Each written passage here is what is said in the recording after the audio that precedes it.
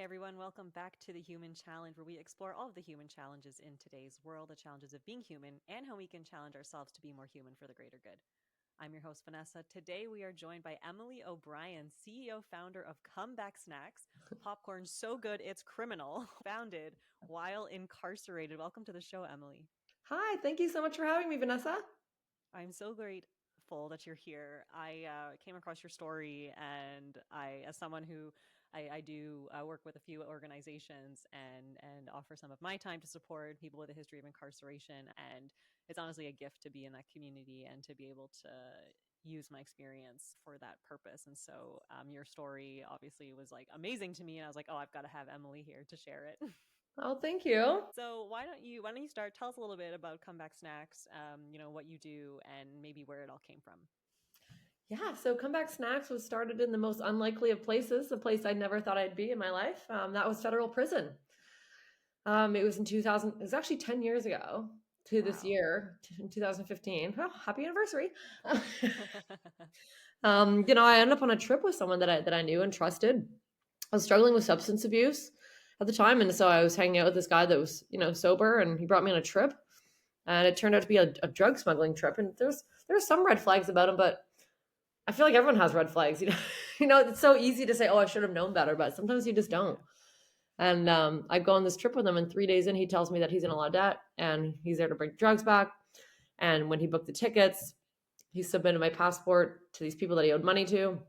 I'll never really know like how much of it is true, but essentially by the end of that trip, I was told that you're bringing these drugs home or else. And I just wanted to go home. I didn't know that world. I begged and pleaded not to have to do it. There was no physical violence or sexual violence. Like I was, but I was just very sternly told, right, um, that do this or else kind of way. And I was obviously not very good at it.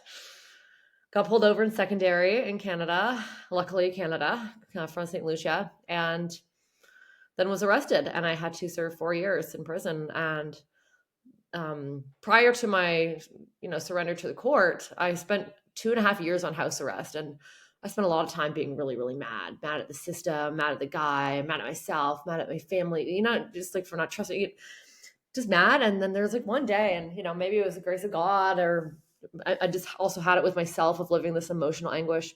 And I also was looking at pictures of my childhood, because I was living at my mom's, and we went over all these great memories, and I knew that I wasn't just this horrible person my whole life, that I caused this, created this, or not created, but committed this horrible crime and should be locked up forever. I knew that I was surrounded by love, and I had lots of jobs, I had a lot of talent, and going to prison maybe was going to be good for me in terms of helping get on the right track for my substance abuse. But I knew that I was also going to be able to build something there, because I knew it couldn't have just happened to just me. It's like, why do I feel so alone in this? It cannot have just been me. Like, how is this not happening a day in and day out? And I get to prison and I meet so many other women that are really just like me, and made a mistake or got mixed up with the wrong crowd. They have kids, they want to go back to their lives, and finding work was something that worried all of us. And we talked about these fears over food, popcorn being a popular prison snack. People would, like, I would put like different combinations of spices on it, and then I was like, maybe I can start a popcorn company that has these like really cool flavors, like bold flavors with a bold mission. And that was to hire the formerly incarcerated. So in a nutshell, that's how it happened. I started it in federal prison. Wow. Wow, thank you for sharing that. And I appreciate the humanness here of it's true, like sometimes shit just happens, right? Hmm. And that is quite similar to a lot of stories that I hear, where it's just it just sometimes things just happen. It's the wrong time, wrong place, and we're all human, and that happens to all of us, right? Like I think that's a common shared experience. So thank you for Hmm. sharing that. I'm curious, so when you conceived of this idea while you were incarcerated, how did you go about starting to build it, starting to plan it? Were there resources available, or were you just kind of doing it on your own? And by the time you were returning into society again, like, what was that like? Yeah. So the idea came inside prison, and in prison, a lot of people think that it's, that you have nothing. But if you reframe it as a place where you have everything. You can kind of create anything you want. You just have to be resourceful. And so I was like, okay, what do I have? I have, like, a calling card. I have the library. I have these people here. I have staff here. I have volunteers here coming in. How much can I learn from everyone here? And how many books can I read from people that have done this before? And so really getting to know the stories of other people that had, gone through this, and working with the volunteers, it's like, why they volunteer in prison, just getting all this like feedback from people that are involved in, someone's journey that goes through prison. And one thing that everyone did want to see was people's comebacks. And so I not only did I read books about like social enterprise and starting business and marketing, I wrote letters to the authors of those books.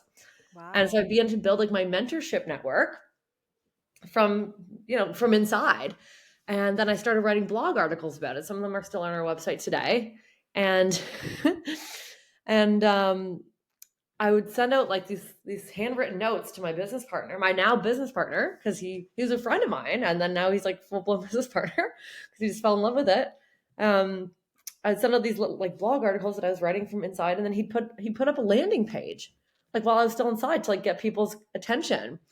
And then we Wow. started to talk about logos and designs, and I really hated all this terminology that was just used, like criminal this, blah, blah, blah. So I was like, how can I use this terminology and flip it on its head? And so I turned it into a slogan. And so popcorn so good it's criminal and made with conviction were slogans that were created from the inside.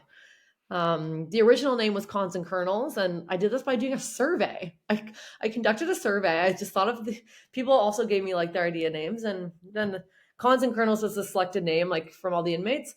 As I brought that into like the actual work, like the market, I realized, okay, this is kind of alienating us. Like we aren't just people in prison making popcorn. Like we are humans making comebacks, and so that's where the name change came. Um, so the day that I got out, I had to live in a halfway house. And so I got a job at the gym because you have to have like a job with a normal paycheck. And when I was at the gym, I started telling them my story, and they're like, why don't you like make popcorn or like bring some samples here, like come to our open house. Because the halfway house was in Hamilton, I grew up there. I ran into like teachers from high schools, and so they asked me to come speak. And so I started to build my speaking. I started telling my story like literally the day that I got out. So and then I got the spices from Bulk Barn. My first popper. Well, I used my mom's house for a bit because I couldn't just take over the halfway house kitchen. I didn't want to get punched out or something. Not that I ever would, because I was like, I was pretty much friends with everyone, but anything can set anyone off. So, True. um, anyway, so I went to my mom's house, and then I got a commercial kitchen. So you pay by the hour, and just getting that little, passing the health inspection was just such a great feeling. I got my food safety license, and I started sampling, and eventually then I moved because I was very public with the story and in the media, it brought on so much community support. So people would ask me to come to their events for free. Like I got a whole space at a farmer's market for a whole season for free. Wow. This man that was dying of cancer reached out. He's like, I want you to be a part of my legacy. And he like gave me like $1,000 to go towards marketing. So I made like so many samples and went around Supercrawl. It's like this festival in Hamilton, Ontario, town where I grew up. And then he passed away. So it was just so Wow. crazy to see so many people come in and support. And one of those supporters, another one, like there's hundreds, but one of them was a grocery store. And they're like, hey, like we're just rebranding our store. And I had a social media background. Prior to my arrest, I was running like this boutique social media agency. And I loved it. So he's like, can you help us out with social media? And you can use our kitchen space for free. So then I negotiated using my current skills, my skill set, for free kitchen space. And then now we have a manufacturer. So that's 5 years. Wow. 5 years. That's amazing. So that was a 5-year period following when you came out of prison, or it was like 5 years from when you conceived it in prison? I was in prison 2018. So I'd say 2019 was the one because I couldn't run it from inside prison, but I built the Right. Yeah. foundation of it. So yeah, that was 2019. And we had our first hire within 6 months because part of the whole thing was like popcorn was the vector to this bigger mission. And that is second chances and showcasing, that people are worthy of redemption and second chances. When I was in prison, I noticed like there's this whole prison economy in there. It's like people would do like hair braiding and trade that for eyebrow threading. And it was like this whole ecosystem of like Mhm. creativity, entrepreneurship. So I was like, how can I bring this out into the world? And that's where the idea for Combat Catalyst came from, which is my it's the big project of 2025, and it's a way to put the formerly incarcerated through a business school, like a micro business school, to help them launch their business. So it's great. I can't wait. And so it's our first day is tomorrow. Our first lessons tomorrow. That's amazing. I am so excited to hear that. I think that that is fantastic. Do you go into the prisons, or is this like again when people are released? Yeah, yeah. So it'll be when they're out, because there are like a number of parole conditions that we don't want people to violate. Like when you're on parole, you do have to have a job with paycheck. You're not supposed to be around other people that have offended, unless your parole officer's cool or like you're very low risk. Like they can kind of make the decision on their own. But you also want to have stability too, right? Like you want to be able to. This isn't something where you're giving up your entire life to start a business. It's like this is like a side hustle, right?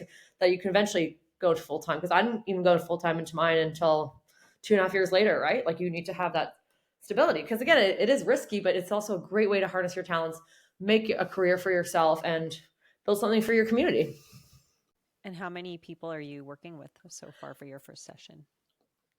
We have 35 candidates in this cohort. Wow. That's Yeah. amazing. Yeah, and it's all online, so we don't have to worry about like the logistics of it.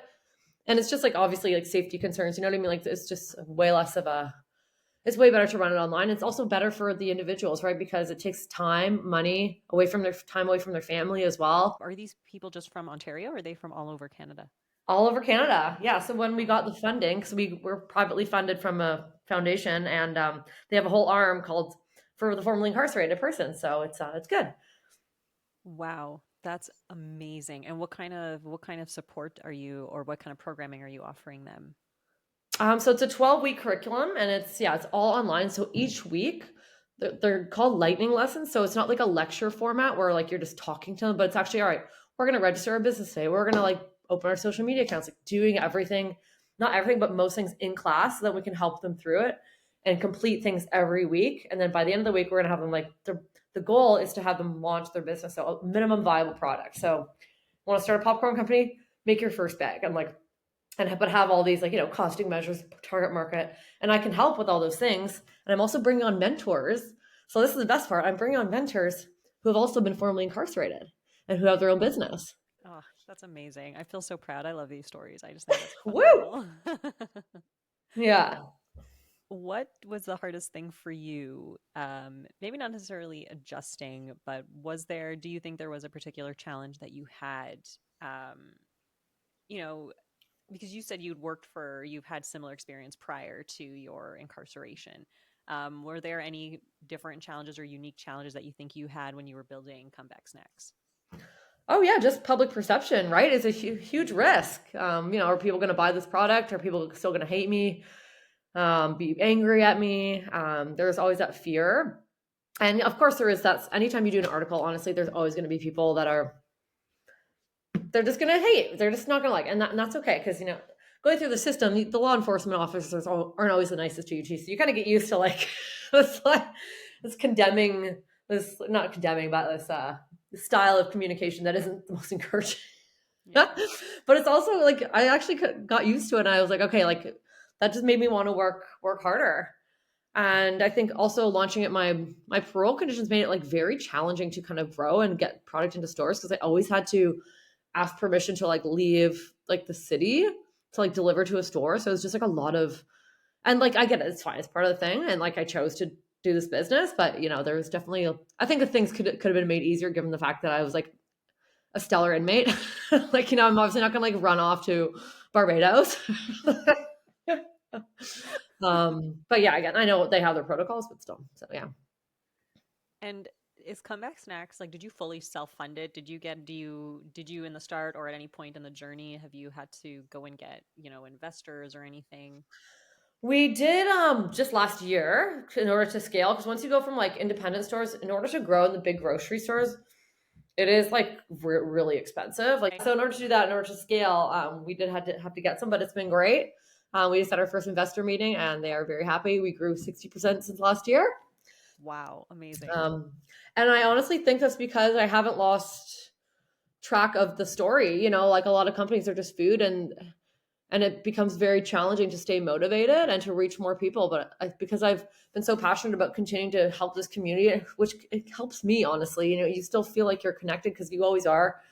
And just seeing people grow and thrive and learn, and how the story has evolved, I think has absolutely contributed to our success. Yeah. I mean, I would definitely agree, I think. I mean, just hearing the story and I mean, I think it's amazing even with some of the in not supportive communications that you receive. I mean, I think you've also, I mean, it just sounds like you were also surrounded by a lot of support, like so much more support than there was not support. It just sounds like based off of, the way your story was and how many people came around and supported you even when you were incarcerated, where you still had that support. Yeah, and I had to work really hard for it, and I owned up to it. I was like, what, I could. This happened. I wasn't living in the denial. I wasn't playing the victim, and I think that was another part. It's like I took accountability. So That is a very common theme that I hear, is that taking accountability and being able to say, yeah, I made a mistake and own it. And I think there's something very empowering and very beautiful about, I own this experience, just like I own my joy and my happiness. I also own my pain and my hurt and my trauma or my mistakes or whatever, right? And I think there's something very liberating about that. if you don't own your story, someone else will own it for you, and that's when you really lose your freedom. I love that. Thank you so much for sharing that. Yeah. Um, is there anything else that you wanted to share with us today, or any other exciting news or any visions that you have about the future of Comeback Snacks? Well, eventually, I want to have my own venture fund to fund businesses, startups. So that's also another big goal. Obviously, I want to bring comeback snacks to the U.S., but finding other ways to create jobs for individuals or start their own business is, something that's always going to be a passion of mine. That's amazing. Thank you so much for sharing. Thank you for being here and for sharing your story. How can we stay in touch with you? Well, you can follow me at Comeback Snacks on Instagram. I am on LinkedIn, just my name, Emily O'Brien. And my personal Instagram is at ems.o'brien, EMZ. So catch me Amazing. on there. I will share all those links in the episode description. Is there Oh, are and you at Comeback Catalyst if they want to see what's going on with the Catalyst. That's I another was one. just I was just going to ask, is that an Instagram? Is that a social Yeah, media? Okay. Comeback Catalyst CA. Okay, perfect. Thank you so much, Emily.